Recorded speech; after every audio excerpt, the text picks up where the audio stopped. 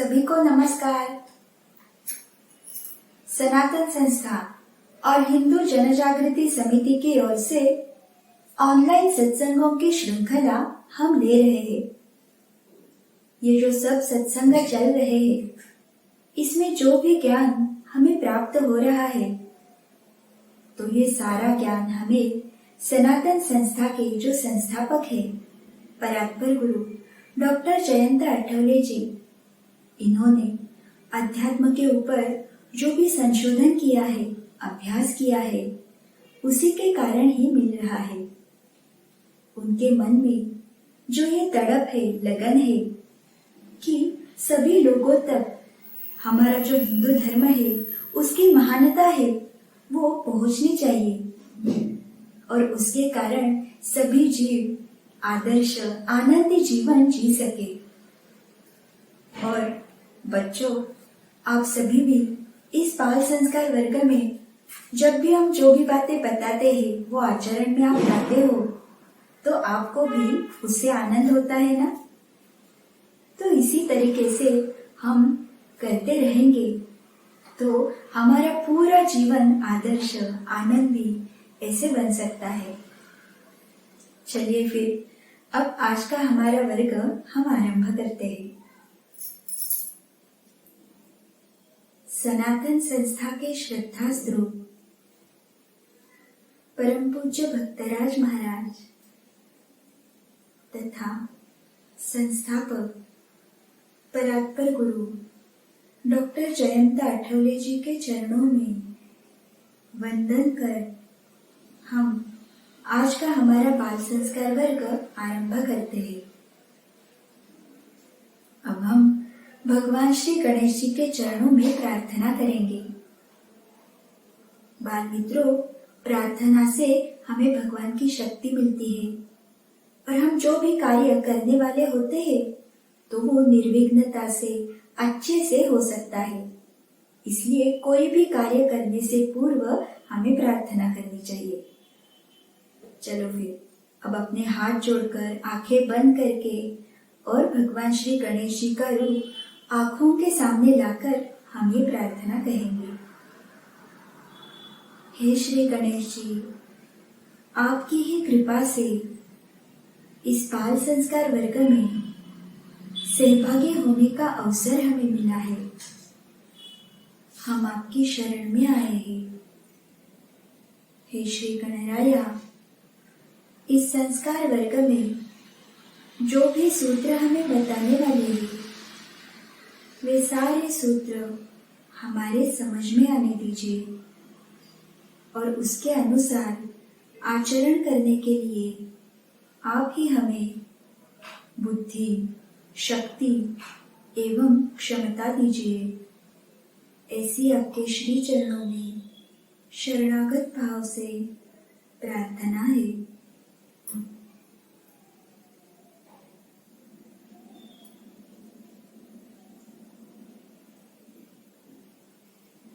अब हम भगवान श्री गणेश जी का श्लोक कहेंगे।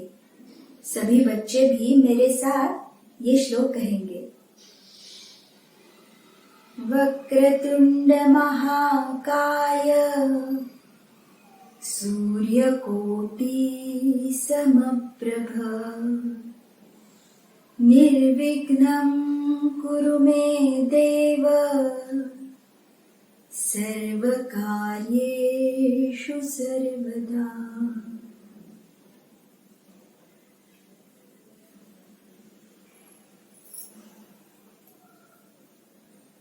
बाल मित्रों, ये जो संस्कार वर्ग इतने दिनों से हम ले रहे हैं, तो ये भगवान की कृपा बिना कैसे हो सकता है। और आप जैसे छोटे छोटे बच्चे भी इतना मन लगाकर ये पूरा संस्कार वर्ग देखते हैं, एक जगह से हिलते भी नहीं, ऐसे ही है ना। और आप सभी बच्चे ये सारे अनुभव, आपकी प्रतिक्रिया हमें लिखकर भी भेजते हो और उसी के कारण हमें ये पता चलता है। बच्चों के माता पिताओं से भी विनती है कि अपने बच्चे का अनुभव, प्रतिक्रिया लिखने के उपरांत बच्चे का नाम, जिले का नाम तथा आपका संपर्क क्रमांक भी अवश्य लिखना। और बच्चों, आज रविवार है, तो आज हमारा वर्ग सुबह 11:15 बजे है ना।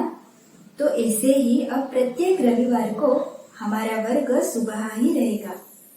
और सप्ताह के जो अन्य दिन है, तो उस समय शाम को 6 बजे हमारा वर्ग रहेगा। तो ये सभी पूरा ध्यान में रखना। चलो फिर, अब सबसे पहले आज हमें कौन से अनुभव, कौन सी प्रतिक्रियाएं मिली है वो देखते हैं। तो आज पूजा सोलंकी ने लिखा है कि वो प्रतिदिन 10 बार स्व सूचना लेती है और उसने 2 दिनों से बाल संस्कार वर्ग नहीं सुना, इसलिए क्षमा याचना भी उसने की है। बाद में नयना हलनकर ने लिखा है कि वो प्रतिदिन नामजप लिखती है और 1 घंटा नामजप भी करती है। बहुत अच्छे। तो हमें ऐसे ही प्रयास करते रहना चाहिए। और स्वभाव दोष निर्मूलन सारणी और गुण संवर्धन सारणी, ये भी सभी को ध्यान में है ना। वो कैसी लिखनी है, उसमें क्या क्या लिखना है, तो वो भी बातें हमें करते रहना है और उसका ब्यौरा भी हम चैट बॉक्स में अवश्य देंगे। चलो फिर, अब आप सभी बच्चे जिसकी बहुत ही उत्सुकता से राह देखते हो, वो है कहानी। तो आज भी हम बहुत ही अच्छी एक कहानी देखने वाले हैं, जिस कहानी से नामजप का कितना महत्व है वो हमारे समझ में आएगा। तो सभी बच्चे एकदम ध्यान देके ये कहानी सुनना। और कहानी होने के उपरांत क्या होता है, तो हम आपको एक प्रश्न पूछते हैं और उसका योग्य उत्तर क्या है ये आपको 15 सेकंड में सोच के रखना है।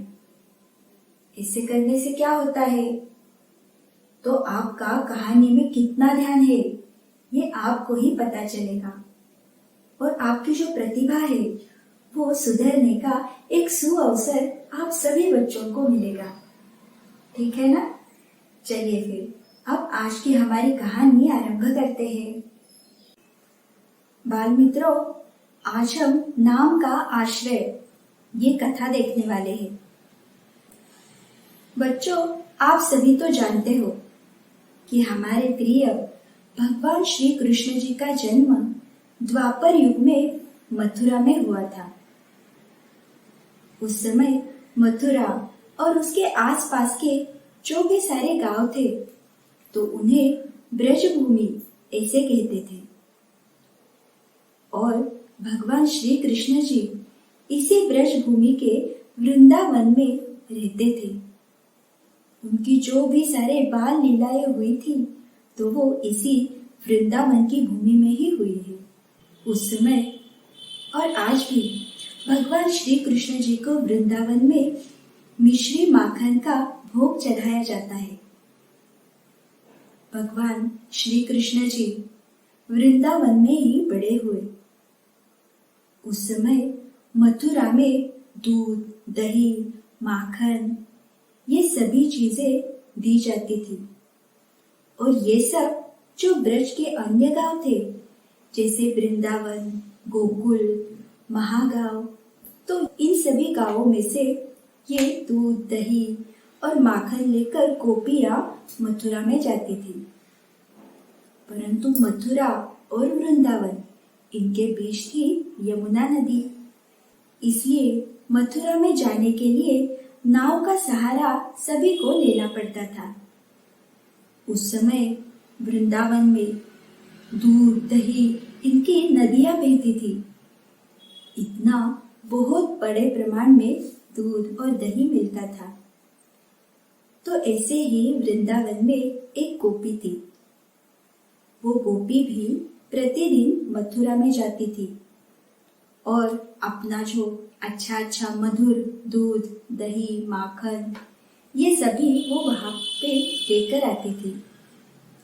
और ये देने के लिए उसे भी यमुना नदी पार करनी पड़ती थी।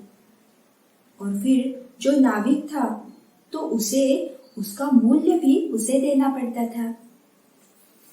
परंतु ये प्रतिदिन का उसका काम रहता था। एक दिन क्या हुआ, तो मथुरा में यमुना नदी के तट पर एक संत आए हुए थे जो कथा पढ़ रहे थे। कथावाचक संत थे वो। तो बहुत सारे मथुरा के लोग और वृंदावन के भी बहुत सारे लोग ये कथा सुनने के लिए मथुरा में जाते थे। सभी लोग अपना देह भान भूलकर वहां पे भगवान की भक्ति में खो जाते थे। तो एक दिन अपनी ये जो गोपी थी वो भी दूध दही सब देने के उपरांत यमुना नदी के तट पर वो जो संत थे उनकी कथा सुनने के लिए वहां पे बैठ गई। उस समय उस दिन वो जो संत थे तो वो भगवान के नाम जप का कितना महत्व है वो सभी को बता रहे थे।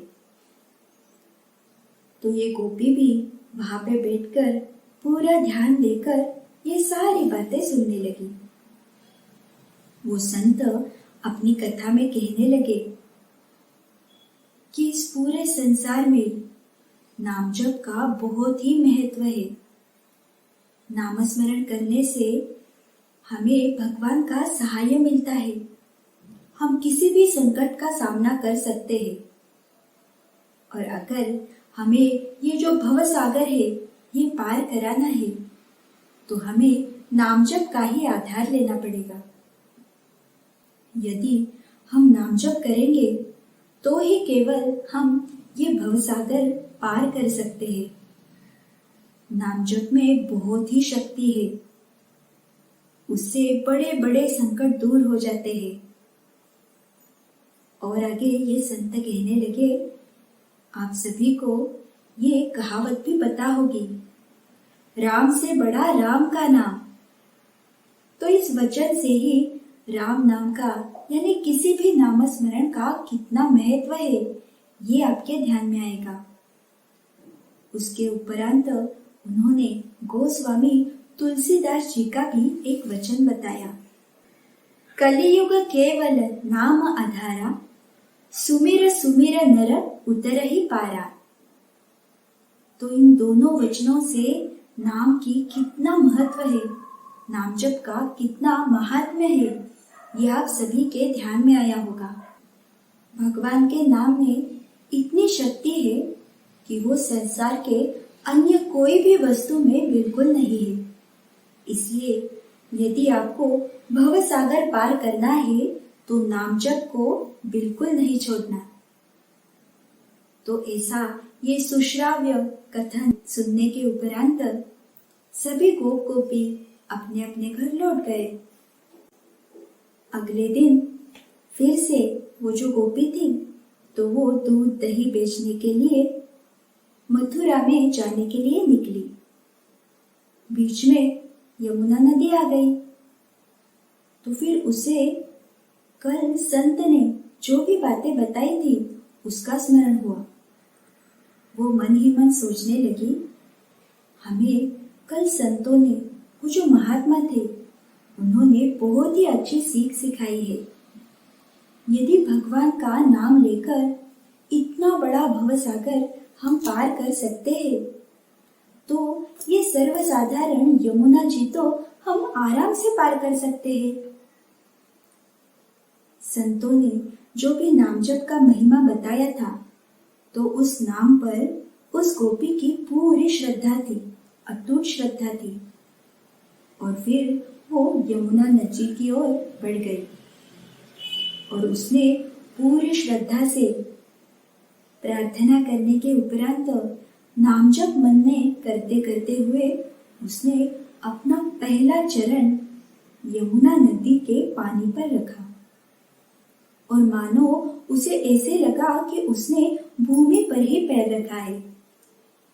उसे बहुत आनंद हुआ और फिर एक एक पग आगे करते करते हुए वो यमुना नदी के पानी के ऊपर से चलते चलते हुए मथुरा में पहुंच गए। आने के उपरांत उसने कृतज्ञता व्यक्त की। उसे बहुत ही आनंद हुआ कि संतों ने मुझे बहुत ही अच्छी सीख सिखाई है, जिसके कारण अब प्रतिदिन मुझे वो जो नाविक है उसे मूल्य भी नहीं देना पड़ेगा और मेरा नाम जप भी अच्छे से हो जाएगा। वो बहुत ही आनंदित हो चुकी थी।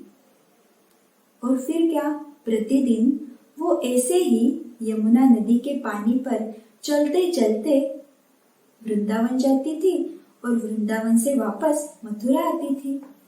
यही उसका दिनक्रम अब हो चुका था। फिर एक दिन उसके मन में विचार आया, वो जो महात्मा थे उन्होंने मेरा इतना भला किया है कि उन्होंने जो नाम जप बताया उसी के कारण मैं प्रतिदिन ऐसे यमुना नदी के पानी पर चलकर आती हूँ। तो मुझे उनका आभार व्यक्त करना पड़ेगा। क्यों न मैं उन्हें अपने घर भोजन के लिए बुलाऊं। तो फिर वो फिर से महात्मा जी के पास जाती है और उन्हें भोजन के लिए आमंत्रित करती है।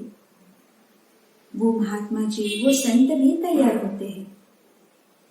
फिर वो गोपी और वो संत दोनों भी वृंदावन जाने के लिए आते हैं। बीच में फिर से यमुना जी आती है। तो फिर वो संत नाव ढूंढने लगते हैं, नाविक को देखने लगते हैं यहाँ वहां। फिर वो गोपी कहती है, महात्मा जी, आप नाव क्यों ढूंढ रहे हो? हम ऐसे ही इस यमुना नदी के पानी पर चलते चलते जाएंगे। वो जो संत थे उन्हें कुछ पता नहीं चला। उन्हें आश्चर्य लगा और वो कहने लगे, गोपी, तुम ऐसे कैसे कह सकती हो? अगर हम यमुना नदी के पानी पर पैर रखेंगे तो हम तो पानी में डूब जाएंगे। ये कैसे संभव है? उसके ऊपर गोपी कहने लगी, महात्मा जी, आपने ही तो आपके कथा में बताया था कि यदि भवसागर हमें पार करना है तो नाम ही एकमेव आधार है। और फिर ये तो सर्वसाधारण नदी है।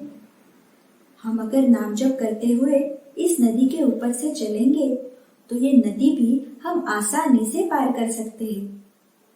और आपने जब से बताया है उसी दिन से मैं प्रतिदिन यमुना नदी के पानी के ऊपर चलते चलते ही यहाँ पे आती हूँ। तो आपके लिए भी ये संभव ही है।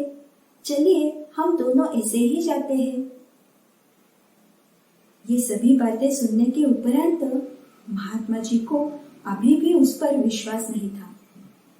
उन्होंने कहा, गोपी, तुम एक काम करना, तुम आगे बढ़ो, मैं पीछे पीछे आता ही हूँ। और फिर वो देखने लगे गोपी क्या करती है।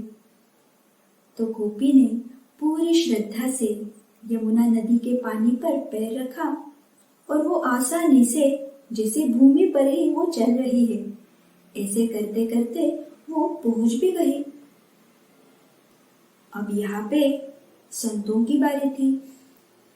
तो फिर वो जो महात्मा थे उन्होंने अपना एक ही पैर यमुना नदी के पानी पर रखा और वो झपाक करके नदी में गिर गए। उन्हें पता ही नहीं चल रहा था कि ये एक सर्वसाधारण भोली भाली गोपी है और वो ये कैसे कर पाई। यहाँ पे जब गोपी के ध्यान में आया कि महात्मा जी तो आ ही नहीं रहे, वो गिर पड़े हैं, तो वो वापस आती है। वो महात्मा जी का हाथ थाम लेती है और उन्हें पकड़कर कहती है, चलिए हम दोनों मिलकर एक साथ ये नदी पार करते हैं। और फिर दोनों भी नाम जप करते हुए धीरे धीरे करके यमुना नदी पार करते हैं और वृंदावन पहुंच जाते हैं। वृंदावन के तट पर पहुंच जाने के उपरांत सबसे पहले वो संत महात्मा गोपी के चरणों में गिर जाते हैं और वो कहते हैं, गोपी, तुम सच में बहुत ही धन्य हो। मैंने केवल अपनी कथा में नामजप का कितना महत्व है वो बताया, परंतु तुमने वो आचरण में लाया। नामजप का ये जो सारा महत्व है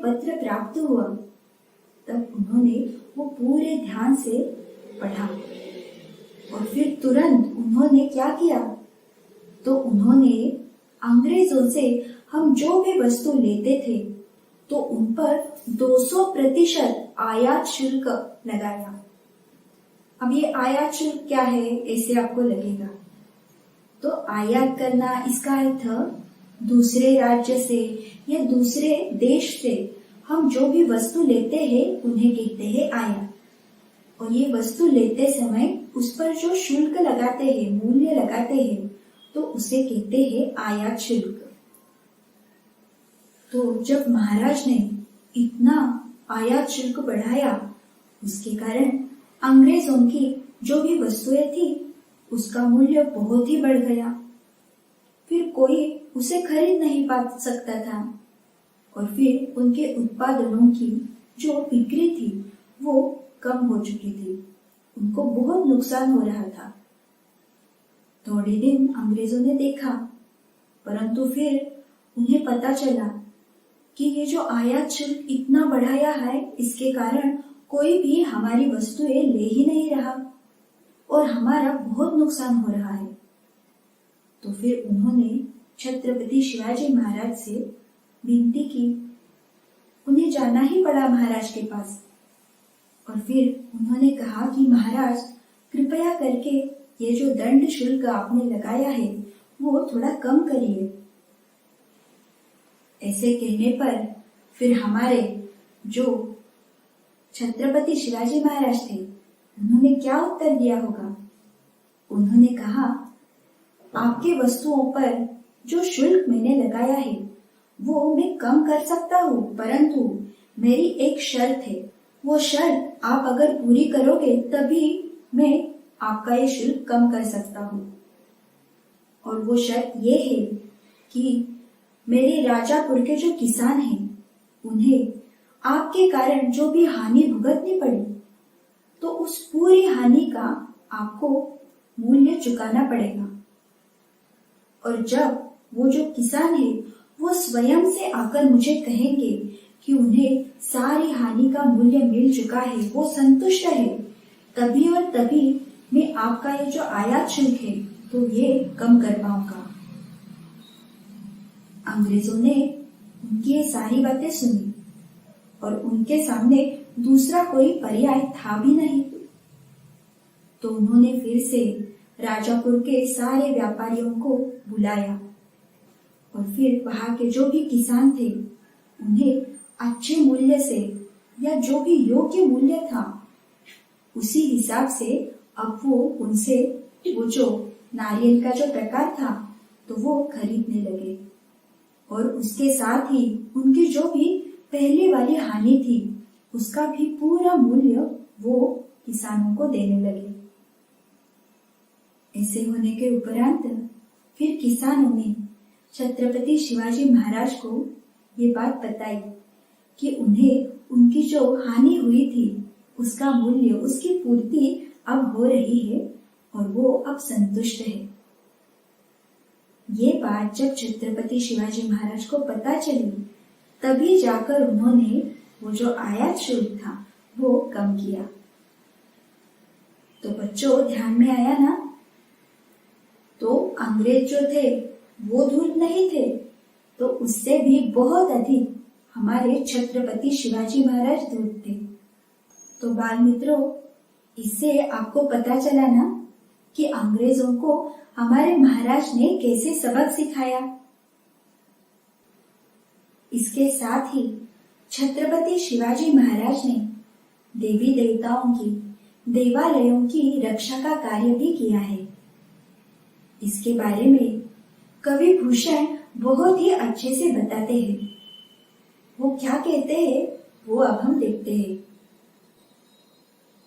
छत्रपति शिवाजी महाराज ने पवित्र वेदों का रक्षण किया, पुराणों की रक्षा की, जिह्वा द्वारा लिए जाने वाले राम नाम की रक्षा की, ब्राह्मणों की जो चोटी होती है उस चोटी की भी उन्होंने रक्षा की, सिपाहियों की रोटी बचाई, हिंदुओं के यज्ञोपवीत की रक्षा की तथा उनके गले के माला की भी उन्होंने रक्षा की।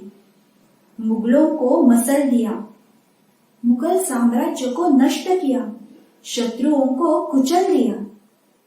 उनके हाथ में वरदान था। अपने हाथ की तलवार से उन्होंने राजधर्म का पालन किया, राज मर्यादा का उन्होंने रक्षण किया। उन्होंने देवी देवता एवं देवालयों की रक्षा की। स्वराज्य में स्वधर्म की रक्षा भी उन्होंने ही की। उन्मत्त रावण के लिए जैसे प्रभु श्री रामचंद्र, क्रूर कंस के लिए जैसे भगवान श्री कृष्ण, वैसे ही मुगलों के लिए हमारे छत्रपति शिवाजी महाराज ही एकमेव थे। इस शब्द में कवि भूषण ने छत्रपति शिवाजी महाराज का गौरव किया था। तो बाल मित्रों, ऐसे अनगिनत जो गुण है वो हमारे महाराज में है। तो अब आप सभी बच्चे प्रतिदिन ये सभी गुण सीखेंगे ना, और उन्हें आचरण में लाने का भी हम सभी बच्चे अवश्य प्रयास करेंगे। बच्चों, हमने आपको सनातन प्रभात पढ़ने के लिए कहा था। आप में से बहुत से बच्चों ने सनातन प्रभात का ऐप भी गूगल प्ले स्टोर से डाउनलोड किया है, और बहुत से बच्चे तो प्रतिदिन सनातन प्रभात पढ़ते भी है। सनातन प्रभात यही एकमेव ऐसा नियतकालिक है कि जो केवल समाचार देने तक ही सीमित नहीं है, अपितु आज समाज और राष्ट्र की, धर्म की जो भी स्थिति है उसके बारे में समाज को योग्य दिशा देने का अमूल्य कार्य सनातन प्रभात करता है। उसके साथ ही धर्माचरण करना, इसका अर्थ क्या है, धर्म के अनुसार हम कृति कैसे कर सकते हैं, धर्म पर जब आघात होते हैं तब हमें क्या करना चाहिए, इसके बारे में भी बहुत ही अच्छे अच्छे दृष्टिकोण सनातन प्रभात में प्रकाशित होते हैं। और उसके साथ ही साधना की दृष्टि से संतों के लेख, साधकों ने साधना करने के उपरांत उन्हें जो भी अनुभूतियां आती है तो वो भी उसमें आती है। तो ये सारे अच्छे लेख जब हम पढ़ते हैं तब हमें उससे बहुत कुछ सीखने को मिल सकता है। तो अभी जो बच्चे सनातन प्रभात पढ़ रहे हैं तो वो उन्हें क्या अच्छा लगता है पढ़कर, तो ये सारी बातें लिख कर रख सकते हैं, और आपके परिवार के जो अन्य सदस्य हैं या आपके मित्र सहेलियां हैं उन्हें आप ये सारी बातें बता सकते हो।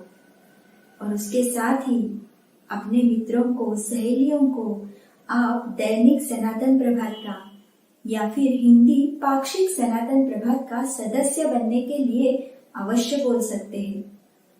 ऐसे करने से उन्हें भी ये सारी अच्छी अच्छी बातें पता चलेगी और आपकी ये बहुत ही अच्छी समष्टि सेवा की कृति हो सकती है।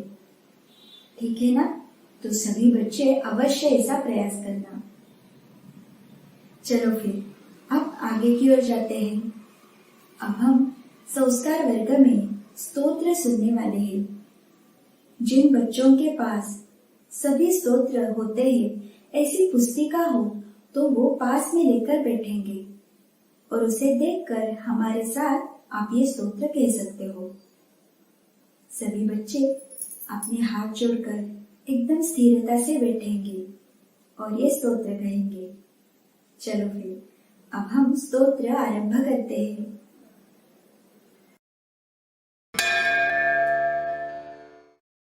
श्री गणेशाय नमः। नारद उवाच प्रणम्य शिरसा देवं गौरीपुत्रं विनायकं भक्तावासं स्मरे नित्यं आयुः कामार्थसिद्धये।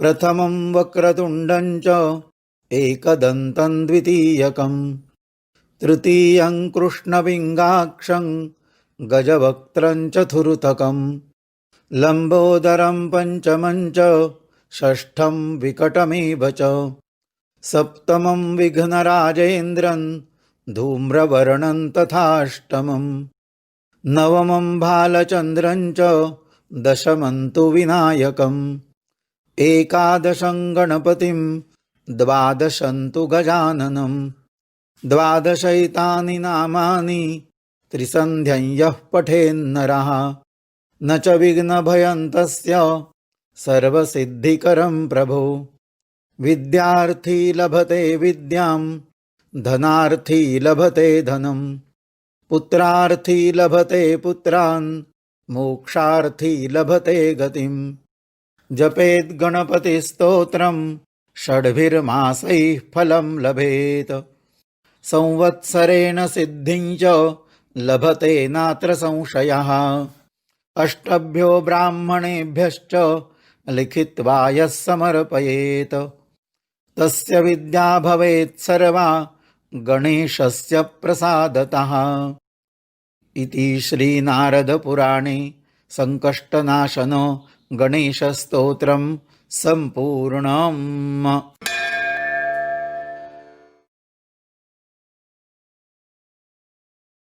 बच्चों, ये स्तोत्र कहने के उपरांत आपको अच्छा लगता है ना? तो आप घर पर भी ये सारे स्तोत्र जो आपको आते हैं वो अवश्य कहते रहना। और अब तो सनातन संस्था लेकर आई है सनातन चैतन्य वाणी ऑडियो ऐप।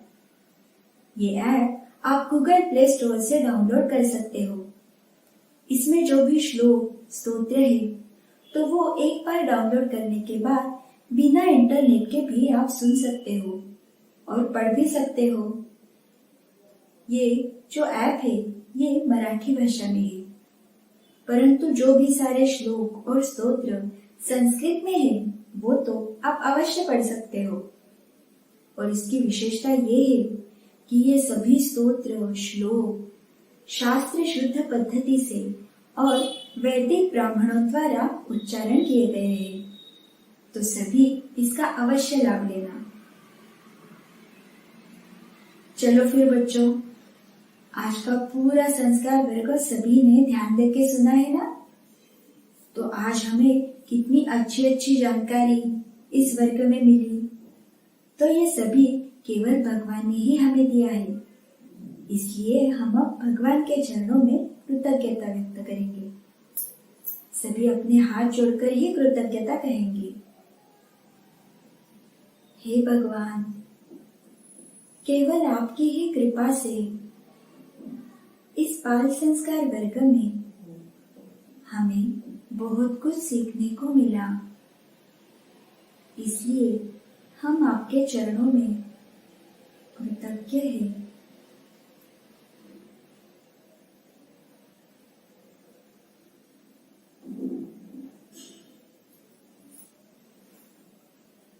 बाल मित्रों, ये कार्यक्रम आपको अच्छा लगे तो आप अवश्य हमें बताना। इसके लिए ऑनलाइन स्क्रीन पे जो तड़पट्टी जा रही है वहाँ हमारा संपर्क क्रमांक भी दिया है। आप हमें भी अवश्य संपर्क करना। और उसके साथ ही हमारी जो वेबसाइट है www.balsanskar.com, इसे भी अवश्य भेज देना। इस वेबसाइट पे भी आपको बहुत सारी और भी जानकारी मिल सकती है। चलो फिर, अब आज जैसे हमने कहानी सुनी वैसी ही और एक कहानी सुनने के लिए कल भी सभी बच्चे जुड़ेंगे ना? आज के इस बाल संस्कार वर्ग में हम यहाँ पर ही रुकने वाले हैं। कल फिर से एक नए विषय के साथ शाम को ठीक 6 बजे हम पुनः मिलेंगे। नमस्कार।